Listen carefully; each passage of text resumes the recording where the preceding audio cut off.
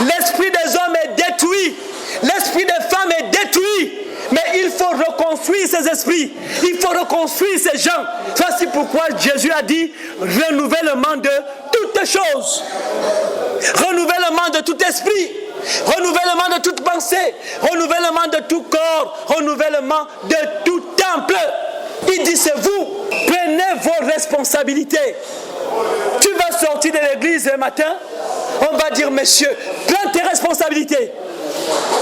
Au lieu de passer ton temps au fanatisme religieux, prends tes responsabilités, deviens un fondement, deviens une porte pour la reconstruction de la vie de ton frère. Tu vas sortir d'une église un matin, on dit madame, hey, prenez vos responsabilités, devenez un fondement, devenez quoi?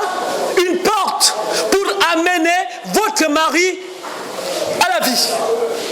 Parce que l'apôtre Paul a dit, femme, sais-tu que par toi Dieu sauvera ton mari? Marie, sais-tu si par toi Dieu sauvera ta femme? Il dit par toi, pas par quelqu'un d'autre. Vous voyez comment vous devenez des appuis pour l'élévation spirituelle de vos épouses. Vos épouses deviennent quoi? Des fondements, des appuis pour le développement spirituel de leur mari. Regardez le mystère. Et pour la reconstruction de cette nouvelle Jérusalem, il faut forcément des fondements, il faut forcément des portes. Voici pourquoi. Des portes, on dit, c'était les perles, c'était des anges. Mais des fondements aussi sont des perles. Et chaque fondement est représenté par une pierre précieuse, comme aussi les portes. Dans le livre de l'Apocalypse, l'on nous dit ici que les 12 apôtres sont 12 perles. Chacun d'entre eux est représenté par une pierre. Parce que la pierre doit briller. La pierre est une lumière. Et Jésus les a dit, vous êtes des lumières. Les prophètes, il a été dit, vous êtes des lampes. Et la parole de Dieu est une lampe. La parole de Dieu est aussi une lumière. Et la parole de Dieu est aussi un roc. Dieu lui-même étant un roc, étant aussi un feu. Si vous prenez la parole ce matin, pour aller vous amuser avec, tout en sachant pourtant qu'en fait, devenu parole, devenu lumière, on va construire les vies des autres sur votre base. Mes amis, sachez que si vous vous comportez mal, Dieu ne vous pardonnera jamais. Parce que c'est une mission de responsabilité. Vous savez combien de gens pleurent au Soudan? Vous savez combien pleurent en Libye? Vous savez combien pleurent en Syrie? Comme les gens de Ninive pleuraient au temps de Jonas. Vous pensez qu'ils étaient contents? Vous savez les gens qui pleurent au Cameroun? Vous savez les gens qui pleurent au Gabon? Vous savez les gens qui pleurent au Nigeria, aux États-Unis, en France? Mais quand Dieu a dit, Jacob, tu t'étends du nord au sud, de l'est à l'ouest, tu dois t'étendre. Et Jésus a dit, la trompette et les anges font les quatre coins du monde. Parce que les enfants de Dieu sont coincés. Ils sont coincés aux États-Unis, ils sont coincés au Canada, ils sont coincés en Afghanistan, ils sont coincés au Japon, ils sont coincés en France, ils sont coincés en Syrie, ils sont coincés au Soudan, ils sont coincés au Cameroun, ils sont coincés au Gabon, ils sont coincés au Nigeria, ils sont coincés en Afrique du Sud. Un peu partout dans le monde, ils sont coincés. Mais la responsabilité revient à Séba et cette génération pour apporter un jugement équitable, condamner ce qui est condamnable et pardonner ce qui est aussi pardonnable. Et quand on a pardonné Rahab, on doit reconstruire la vie de Rahab. Quand on a pardonné Marthe, on doit reconstruire la vie de Marthe. Quand on a pardonné Lazare, on doit reconstruire la vie de Lazare. Et ces vies se sont reconstruites sur Jésus, qui était la porte, qui était aussi le fondement. Mais sachez ici, mes amis, que la vie de votre épouse se construit sur votre vie. La vie de ta mère se construit sur ta vie. La vie de ton père se construit sur ta vie. La vie de ta soeur se construit sur ta vie. Pourquoi toi? Parce que parmi les 7 milliards de pierres, les 7 milliards de pierres vivantes qui sont sur cette terre, Tu es l'une des pierres qui reçoit la parole et l'onction. De Dieu, bien sûr. Tu es l'une des pierres qui a reçu la parole et l'onction. Sache ici que Dieu te parle. Quentin, oui Seigneur, tu es devenu pierre. Oui Seigneur, c'est sur cette pierre que moi j'ai reconstruit la vie de Lionel. La parole de Dieu dit, Sylvain, oui Seigneur, tu es devenu un esprit. Oui Seigneur, c'est sur la base de cet esprit que je construis la vie de Jacques. Hein? C'est comme ça. Tu es une femme. La parole dira, Yasmina, oui Seigneur. Tu es devenu un esprit et une parole. Oui Seigneur. C'est sur la base de cet esprit et de la parole que je construis la vie de Joseph. C'est une mission de responsabilité. Maintenant, si vous refusez ça, vous voulez qu'il le fasse. Nous sommes au temps du renouvellement de toutes choses. L'Apocalypse est le livre de la fin. La nouvelle Jérusalem est là. Elle descend du ciel, l'Esprit de Dieu. Et il voudrait ici qu'il y ait des portes pour la construction de sa ville, qu'il y ait aussi des fondements. Alors, je me dis, mes frères, si jamais le frère Yves et cette ville de Jérusalem et cette nouvelle ville, il faut forcément que je sois la porte, il faut forcément que je sois aussi le fondement. Alors, sur la base de ma vie, la vie du frère Yves va être construite. Sur la base de la vie de Jésus-Christ, la vie de Nicodème est reconstruite. Mais quelle vie il avait Nicodème? Une vie de poisse. Et l'apôtre Paul est celui que Dieu nous envoie dans les nations. Sur la base de la vie de l'apôtre Paul, la vie des hommes des nations se construit. Alors on n'a pas compris ça. On a fabriqué des vies à côté de ça. Pourtant l'apôtre Paul a dit, il y a un fondement qui a été posé. Ce fondement c'est qui? C'est Jésus-Christ. Est-ce que mes frères comprennent le mystère? Un seul fondement a été posé. Ce fondement c'est Jésus-Christ. Il n'a pas dit c'est un homme. Il a dit c'est Jésus-Christ, c'est le Seigneur. Et ce Seigneur c'est l'Esprit. Voilà le fondement des nations. Et tout enfant des nations va se construire sur la base de cet esprit. Alors comme les gens ne voyaient pas, l'apôtre Paul a dit, ce n'est pas moi qui vis, ce n'est pas moi que vous voyez, ce n'est pas moi qui parle, ce n'est pas moi qui vous sanctifie, c'est le Seigneur qui vit en moi, qui vous parle, qui vous sanctifie et qui vit en vous.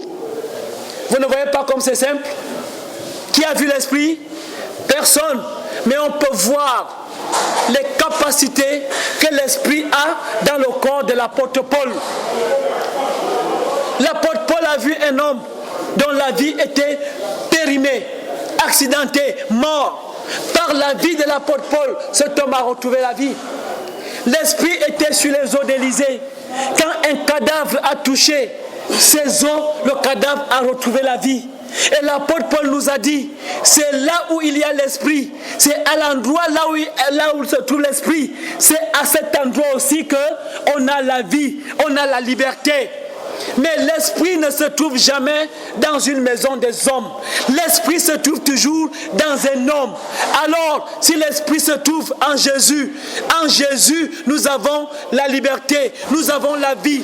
Quand l'esprit se trouve en Pierre nous avons la vie. Quand l'esprit se trouve en Paul nous avons la vie. Quand l'esprit se trouve en Timothée nous avons la vie. Quand l'esprit se trouve en moi vous avez aussi la vie et la liberté.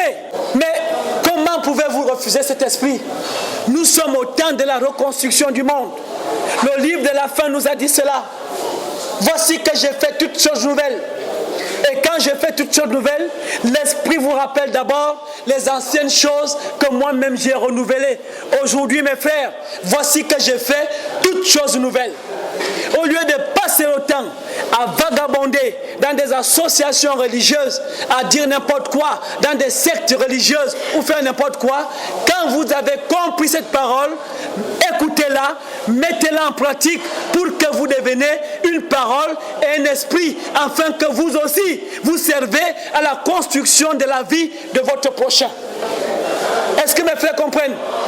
Parce que Si Jésus est le fondament, tous ceux qui sont en Christ sont devenus des fondements. Puisque Jésus est la porte, toi qui vis en Christ, tu es aussi devenu une porte. C'est grâce à toi que ta femme entrera dans le royaume des cieux, puisque tu es devenu la porte des cieux. C'est grâce à toi que ta fille entrera dans le royaume des cieux, puisque tu es devenu un fondament des cieux. C'est sur toi qu'on va s'appuyer. Ce n'est pas sur quelqu'un d'autre. Au temps de Jésus, il y avait des grands prêtres sacrificateurs. Il y avait les Caïphes, il y avait les Nicodèmes et aussi beaucoup d'autres. Mais seulement, c'est Jésus-Christ qui était la porte, qui était aussi le fondement. N'est-ce pas? À ton temps, nous sommes là ensemble. Jésus-Christ vit en moi et moi je vis en lui. Je deviens ta porte, je deviens aussi ton fondement. Quand toi aussi, tu as reçu l'Esprit, tu es devenu une porte, tu es aussi devenu un fondement. Va aussi être ça pour quelqu'un d'autre. Parce que tout le monde aspire à la vie, tout le monde aspire aux choses saintes, tout le monde aspire à l'élévation. Mais tout le monde va s'appuyer sur quoi? Nicodème aspirait à la vie, mais il avait appuyé sa vie sur la vie des pharisiens. Qu'est-ce qu'il est devenu? Un pharisien alors qu'il devait être un Dieu. Pierre et Lévi avaient des vies, mais ces vies étaient construites sur la base des Esséniens et des Sadducéens. Au lieu de devenir des images de Dieu, des ressemblances de Dieu, ils sont devenus des Esséniens et des Sadducéens.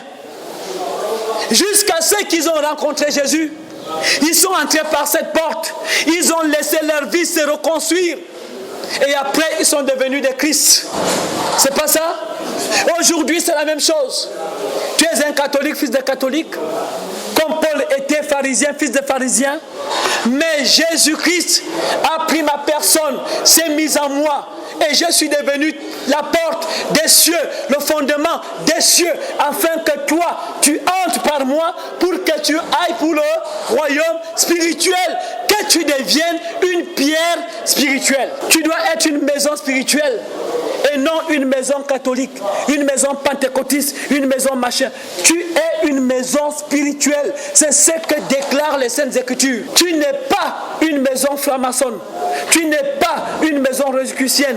Tu es une maison de l'Esprit, un temple de l'Esprit où l'Esprit de Dieu habite. L'Esprit de Dieu, pas l'Esprit des hommes. Tu es un homme spirituel. Comment un homme spirituel vit-il? Regardez comment Jésus a vécu. Regardez comment Paul a vécu. Regardez comment Pierre a vécu. Regardez comment Élie ont vécu. Ceux qui étaient des portes, ceux qui étaient des fondements. Regardez leur vie. C'est sur qui nos vies se construisent. L'apôtre Paul a dit, si quelqu'un vient à vous et n'apporte pas cet évangile, ne le recevez pas. Parce qu'un autre évangile va vous amener à vous détourner.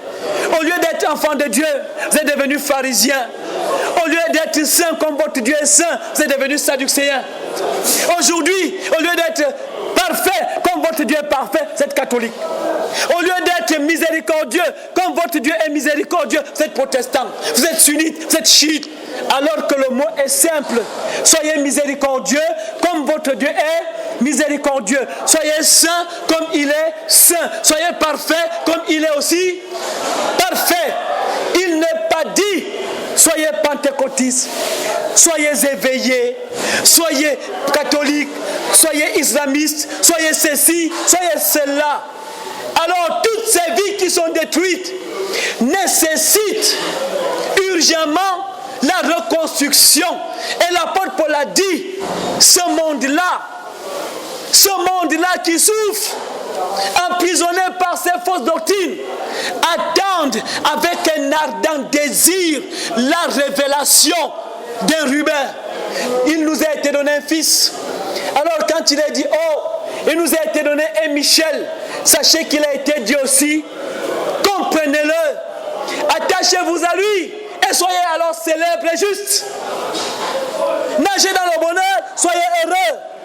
Ayez votre salaire, soyez une demeure, mes amis. Alors, multipliez-vous et ayez le pouvoir. Chaque fois qu'on présentera un fils, on vous donnera la révélation.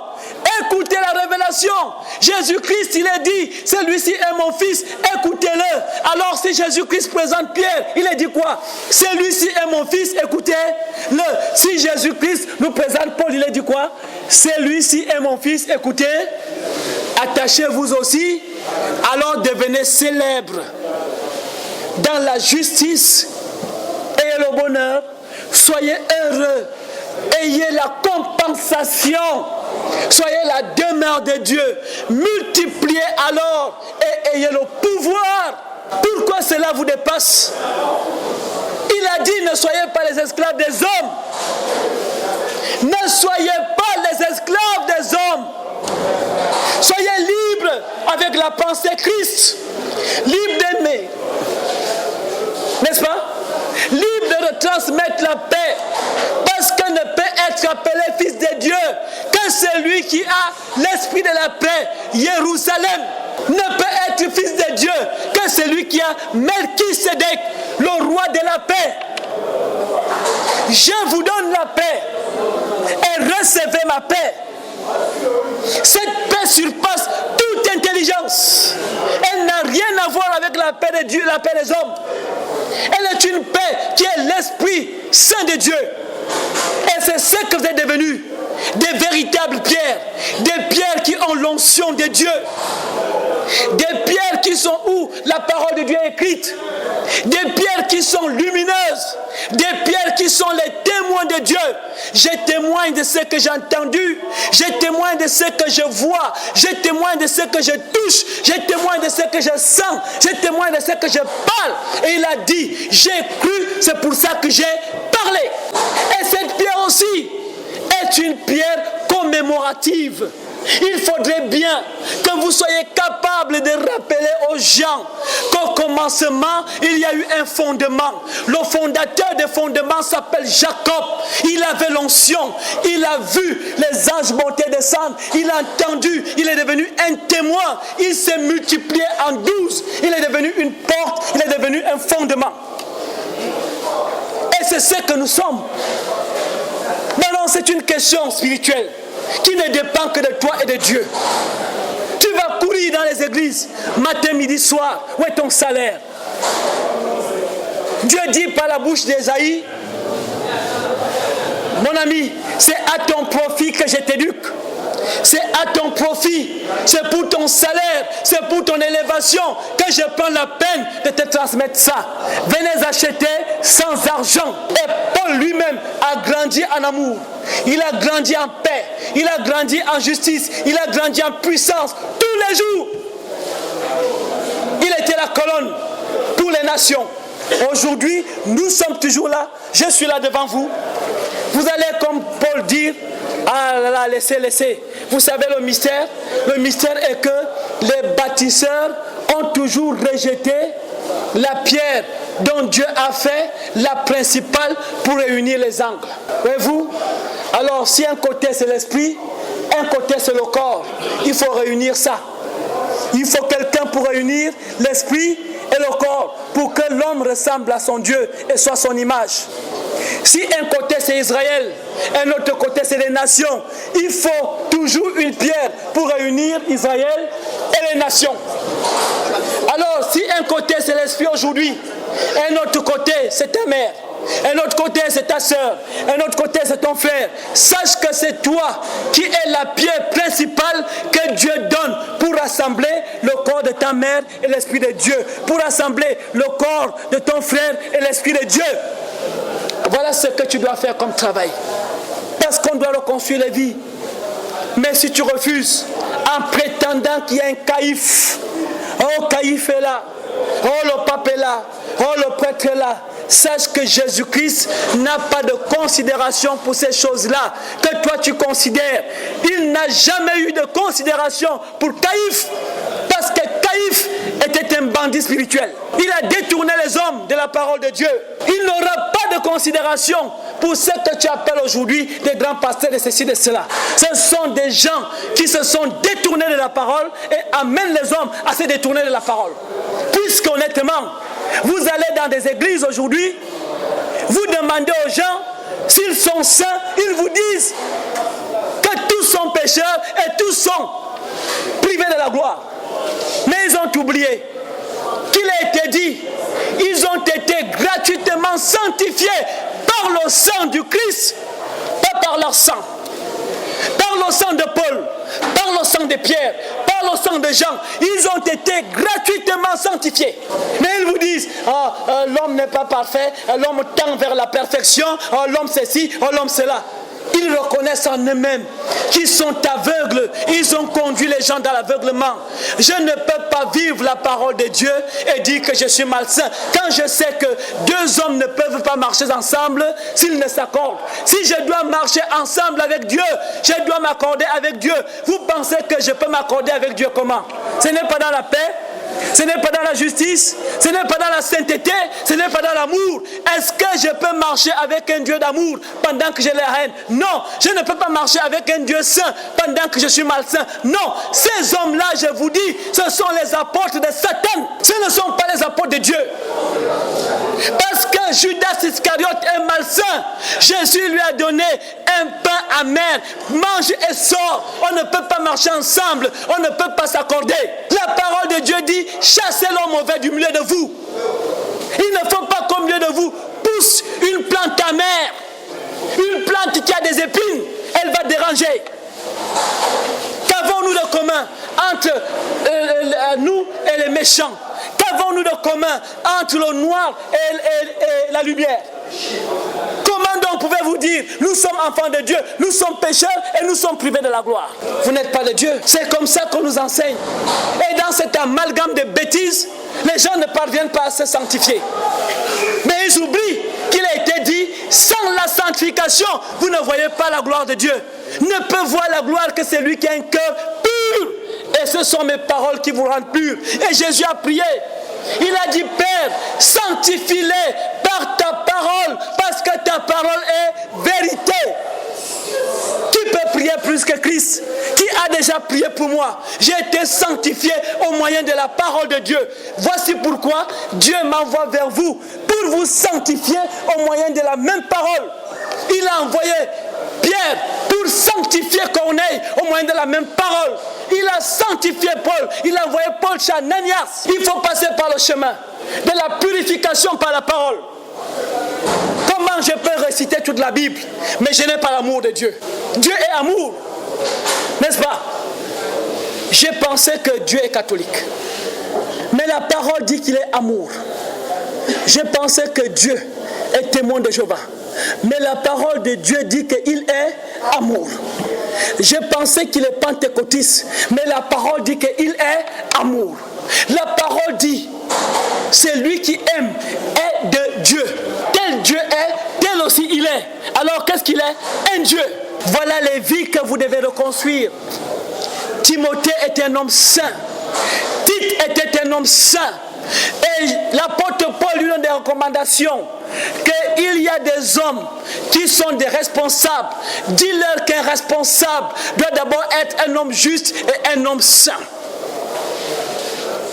L'apôtre Paul dit à Timothée, quelqu'un veut venir au nom de Dieu, parler de Dieu. Dis à cet homme qu'il faut qu'il soit un homme juste et un homme saint. Si tu as perdu la justice, tu es un injuste. Le prophète Mohammed va jusqu'à dire qu'un injuste n'entre pas dans la maison de Dieu. Et que si tu es injuste, toi et Dieu, vous n'avez rien de commun. Pour que je marche avec Dieu et que je sois appelé fils de Dieu, il faut que je sois un homme purifié, justifié par la parole de Dieu. Mais vous savez combien de gens dans les nations il y a qui sont aujourd'hui marqués de cette impureté, de cette injustification, mais qui ont besoin de vous.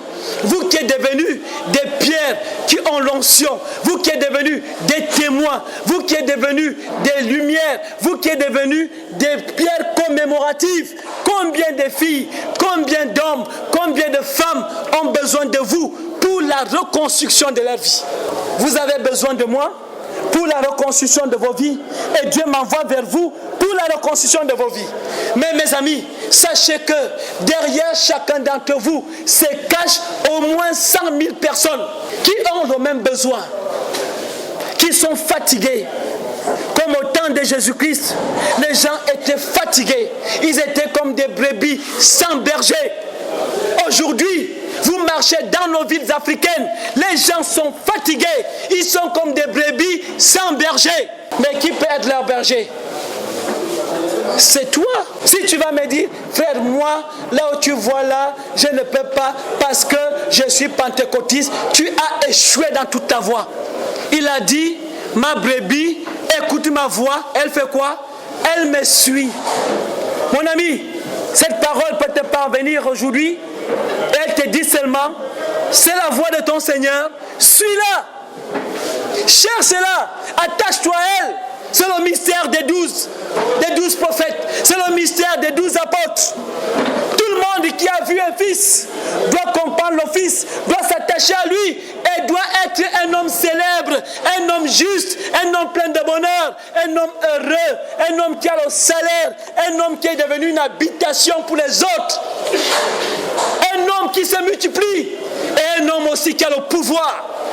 Tu dois avoir la combinaison de tout en toi, comme Jésus-Christ. Si vous passez le temps à dormir, ça n'engage que vous. Mais je vous dis, les disciples de Jésus ont dormi comme ça, jusqu'à ce que Jésus les a dit, race pervers. Pourquoi? Parce qu'ils ne comprenaient pas que c'était une formation des formateurs. Allez maintenant dans les nations, apporter la bonne nouvelle du royaume des cieux. Construisez la vie des hommes. Voilà la mission qui revient aujourd'hui. Mes frères, vous devrez construire la vie des autres. La vie des autres s'appuie sur vos vies. Nous sommes dans le temps de l'Apocalypse 20, 21, 22. Parce que c'est le temps du millénaire où les hommes construisent les arches, comme au temps de Noé. Noé a eu 100 ans, mais on a ajouté un zéro. Mais tous les chiffres, c'est 1. 1 plus 0, ça fait 1. Chiffre de lumière. En notre temps, on a ajouté un troisième zéro. 1 plus 0, plus 0, plus 0 fait toujours 1. On aurait pensé au temps de Noé que c'était le centenaire du Christ. Mais en notre temps, c'est le millénaire du Christ. Mais c'est toujours le chiffre 1, le chiffre des lumières. Et vous êtes des lumières. Et c'est sur la base des lumières qu'on construit aussi la vie des autres lumières. Donc ne vous méprisez pas. Jésus-Christ disait, si quelqu'un méprise un seul enfant, malheur à celui par qui cela viendra. L'apôtre Paul disait à Timothée, que personne ne te méprise. On ne doit pas vous mépriser. Et vous ne vous méprisez pas. Parce que je vous dis, et c'est la vérité, au temps de la reconstruction de la vie des hommes aujourd'hui, Dieu a besoin des hommes spirituels. Vous allez rencontrer tous les chrétiens. Ils ont tous les mêmes problèmes. Pourtant, le matin ils prient, le matin et le soir ils prient. Ils ont fait de Dieu un Dieu de providence. Quand un homme veut une femme, il va à l'église prier. Quand un homme veut l'argent, il va prier. Quand un homme veut la nourriture, il va prier. Quand il a atteint de maladie, il va prier. Mais ils oublient. Il ne prie jamais pour être saint. Il ne prie jamais pour être parfait. Il ne prie jamais pour être miséricordieux. Il ne prie jamais pour être les ressemblances et les images de Dieu. Il prie seulement pour avoir des femmes. Il prie pour avoir l'argent, pour avoir des voitures, pour avoir ceci, cela. Voilà les prières des hommes. Ils ont pris Dieu comme un Dieu de providence, un papa qui gâte les enfants. Mais ce n'est pas ça l'objectif de Dieu. Ce n'est pas ça. La maladie est venue à cause du péché. La misère est venue, la pauvreté, la sécheresse, les tremblements de terre, les tsunamis, les guerres viennent à cause du péché. Si vous voulez arrêter ça, revenez à la justice de Dieu. Soyez simplement amour et rien que amour. Et c'est la mission que Dieu nous donne aujourd'hui. De reconstruire les vies des gens dans l'amour, dans la vérité, dans la justice. Tu es un blanc, ça te regarde. Tu es devant Dieu comme une rose blanche. Tout ce que Dieu dit, c'est que tu es une fleur. Tu es un noir, ça te regarde. Tu es devant Dieu comme une rose noire. Tout ce que Dieu dit, c'est que tu es une fleur. Tu es un jaune, ça te regarde. Tu es devant Dieu comme une fleur jaune. Tout ce que Dieu dit, ce n'est que l'amour.